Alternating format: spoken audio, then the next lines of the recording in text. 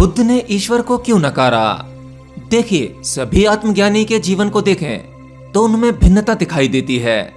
जैसे भगवान श्री कृष्ण जो पैदा ही ज्ञानी हुए, महावीर उनका भी स्वभाव अलग था, भगवान बुद्ध और भी ऐसे सैकड़ों आत्मज्ञानी जो एक दूसरे से भिन्न दिखाई पड़ते हैं, परंतु इनके सबके भीतर अंत की घटना में कोई भिन्नता नहीं है। ये सभी सिद्ध पुरुष एक ही स्थिति में स्थिर हैं। बस ऊपरी मानव का स्वभाव अलग है, परंतु ज्ञान की घटना एक ही है। जहां श्री कृष्ण परमात्मा की ओर इशारा करते हैं और स्वयं कोई परम सत्य जानते हैं, अर्जुन को भगवत गीता में आत्मज्ञान का मार्ग बताते हैं, वहीं बुद्ध आत्मा, परमात्मा और ईश्वर को नकारते हैं। भला दोनों में ही इतना भेद कैसे? जब ज्ञान की अवस्था एक ही है तो ये शब्दों में भेद क्यों मालूम पड़ता है? देखिए, भगवान बुद्ध का स्वभाव परम शांति का स्वभाव है। बुद्ध के स्वभाव में किसी भी प्रकार का हलन चलन नहीं है, कोई उत्तेजना नहीं। इसलिए बुद्ध अक्सर कुछ प्रश्नों पे चुप रह जाते थे। अगर कोई पूछे कि ईश्वर है या आत्मा है या परमात्मा क्या है, तो वह ज्यादातर इन प्रश्नों का उत्तर नहीं देते थे, क्योंकि ईश्वर के बारे में ये सभी प्रश्न एक यात्रा को दर्शाते हैं। परंतु बुद्ध सभी यात्राओं को नकारते हैं, क्योंकि परमात्मा को पाना भी एक इच्छा है। बुद्ध का कहना था कि हम जो हैं बस वह हैं, यही शांत होना है। बुद्ध के मार्ग पर कोई भी यात्रा नहीं है। अगर आप भगवान बुद्ध का चेहरा ठीक से देखेंगे तो आप उस चेहरे को गौर से देखते देखते यह जानेंगे कि वह चेहरा परम शांति की ओर इशारा करता है। बुद्ध का होना ऐसे है जैसे मानो एक नदी बिल्कुल शांत है, जिसमें एक भी लहर ऊपर उठने की कोशिश नहीं करती। और कहते हैं कि इसीलिए जो व्यक्ति बुद्ध से मिलने आता था उसमें किसी प्रकार का एक्साइटमेंट, कोई भी उत्तेजना नहीं होती थी। बस एक गहन शांति के अलावा लोगों को कुछ प्रतीत नहीं होता था, जिसमें कि बहुत से लोग तो ईश्वर की खोज में वहां आते थे कि शायद बुद्ध ईश्वर के बारे में कुछ बताएं, ईश्वर कैसे मिलेगा उसकी कोई विधि बताएं। लेकिन जरा आप बुद्ध के इस स्वभाव पर गौर करना कि अगर कोई व्यक्ति इतना शांत हो गया हो जिसे अब ईश्वर या परमात्मा भी नहीं चाहिए, मतलब मनुष्य की आखिरी से आखिरी इच्छा ईश्वर को पाने की है, अब अगर वही इच्छा ना रही हो तो सोचो वह व्यक्ति कितना शांत होगा। आप जब बुद्ध की प्रतिमा देखेंगे या कोई भी फोटो देखते हैं, तब आप उस पर गौर करना कि उनके चेहरे पर तनाव की एक भी लकीर नहीं है, और मोक्ष पाने की एक छोटी सी इच्छा भी आपके भीतर एक दौड़, एक तनाव पैदा करती है। अगर आप बुद्ध से पूछेंगे कि आपको आत्मा पानी है, आत्मज्ञान पाना है, तो बुद्ध कहेंगे क्यों समय बर्बाद करते हो, आत्मा जैसा कुछ नहीं होता।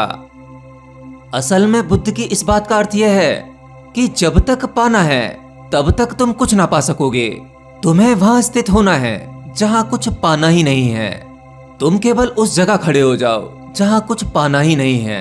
सभी दौड़ को रोकना है, तब तुम उसे पालोगे जो पाने योग्य है।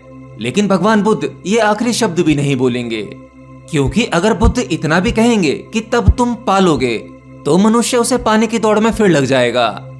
इसलिए भगवान बुद्ध आत्मा, परमात्मा को केवल नकारते हैं। वो कहते हैं ना आत्मा है, ना परमात्मा है, ना मोक्ष है, ना मुक्ति है, कुछ है ही नहीं।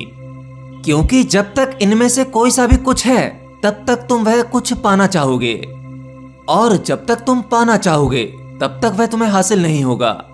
क्योंकि जो भी पाने योग्य है वह दौड़ के भागकर पाया नहीं जा सकता। उसके लिए आपको ठहरना होगा, रुकना होगा।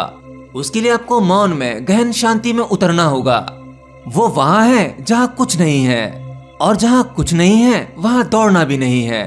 केवल ठहर के ही उसका अनुभव किया जा सकता है। आपको मोक्ष की एक छोटी सी इच्छा भी केवल दौड़ाने का ही काम करेगी। असल में भगवान बुद्ध की बातों को इतनी आसानी से नहीं समझा जा सकता, क्योंकि बुद्ध जो शब्द बोलते हैं असल में उन शब्दों का अर्थ वह अपने भीतर ही रखते थे। इसलिए भगवान बुद्ध के पास जो लोग आत्मा, परमात्मा के बारे में जानने आते थे, वे अक्सर निराश लौट जाते थे। कहते थे भला इस व्यक्ति को किस प्रकार का ज्ञान हुआ है, यह तो कहता है कि ईश्वर है ही नहीं। लेकिन भगवान बुद्ध अपनी वो सभी बातों का अर्थ अपने भीतर रखते थे, गहन शांति में, उस मौन में। और बुद्ध के पास जमा हुई भीड़ में कुछ ही मुट्ठी भर लोग उस मौन को सुन पाते थे, उन शब्दों को जान पाते थे जो बुद्ध कहते ही नहीं थे। इसलिए ये कहना गलत नहीं होगा कि भगवान बुद्ध गहरे से गहरे मनोवैज्ञानिक थे। वह मनुष्य के दिमाग के काम करने का तरीका समझते थे। वह जानते थे कि जिसको बताने से भी नहीं समझाया जा सकता, उसको समझाना व्यर्थ है। लेकिन जो व्यक्ति बुद्ध के भीतर की तरंगों को पकड़ने के लिए तैयार था, उस व्यक्ति को बुद्ध के बिना कहे वो सब कुछ मिल जाता था जो देने योग्य है। बुद्ध की रहस्यमय बातों का केवल एक ही अर्थ होता था कि वो जो ईश्वर है शांत होकर ही पाया जा सकता है। जो परमात्मा है वो गहरी शांति में ही मिलेगा। जो मोक्ष मुक्ति है उसे शांत होकर ही पाया जा सकता है। हाँ, उस आत्मा को शांत होकर ही पाया जा सकता है और वह आत्मा ही परमात्मा है। लेकिन अगर बुद्ध इन बातों को शब्दों के माध्यम से कह देते तो लोग उस शांति की ओर भागने लगते, और भागना ही बाधा है। शायद आप नहीं जानते, शांति का मतलब कुछ नहीं, केवल ठहर जाना। लेकिन यहाँ तो शांति और ठहरने के लिए भी लोग बाग भागने लगते हैं। बस यही मनोविज्ञान भगवान बुद्ध जानते थे। जो व्यक्ति परमात्मा, आत्मज्ञान, मुक्ति या मोक्ष पाने का लक्ष्य बना लेता है, समझो उसकी दौड़ स्टार्ट हो गई। और जो परम शांति को ही लक्ष्य बना लेता है या ठहर जाने को ही लक्ष्य बना लेता है, दौड़ उसकी भी शुरू हो जाती है। इसीलिए भगवान बुद्ध कहते हैं कि यहाँ ईश्वर, परमात्मा या आत्मा जैसा कुछ नहीं होता।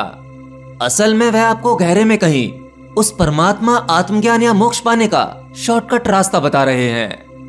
क्योंकि भगवान बुद्ध ने भी बहुत दौड़ा, बहुत भागे उस परम सत्य को जानने के लिए। 7 साल तक कठोर तपस्या की, अपना गृहस्थ जीवन, पत्नी और नवजात शिशु को छोड़कर जंगल चले गए। और 7 साल तक इतना भागने के बाद ही उन्होंने जाना कि कहीं भागना ही नहीं था, केवल ठहर जाना था। सब कुछ पहले से ही यहाँ मौजूद था, जिसे मैं बाहर ढूंढने निकला।